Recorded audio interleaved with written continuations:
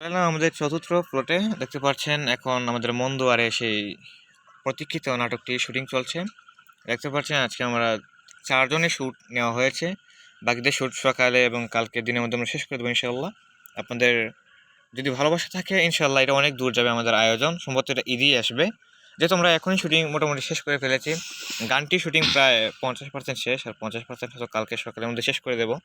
আর নাটকটি প্রায় 10%-এর মতো আমরা আজকে কাজ করেছি। বাকি 90% ধীরে ধীরে করব ইনশাল্লাহ। আশা করছি নাটকটি আপনাদের অনেক অনেক ভালো লাগবে। আশা করছি তাদের সবার এক নতুন এক অনন্য জিনিস সৃষ্টি হবে।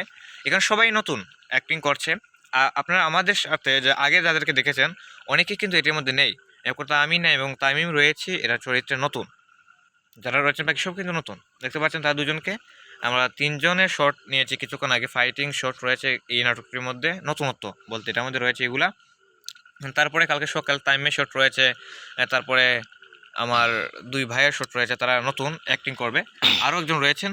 যাই হোক, আশা করছি সব মিলে একটি অনন্য কিছু পাবেন। দেখি ডিরেক্টর কি বলে, তার মতামত কি আজকে শট নিয়ে। আজকে শটে অনেক সুন্দর হয়েছে, যে ফরহাদ রয়েছে, ফারহান রয়েছে, তারা অনেক সুন্দর অভিনয়টা করলো। ফরহাদ, তোমার অনুভূতি কেমন? তোমার কেমন লেগেছে আজকের? সুন্দর সুন্দর অনুভূতি। তোমার কেমন লাগছে? খুব সুন্দর। আশা করছি তাদেরকে নিয়ে একটি অসাধারণ প্রজেক্ট আমরা তৈরি করবো ইনশাআল্লাহ।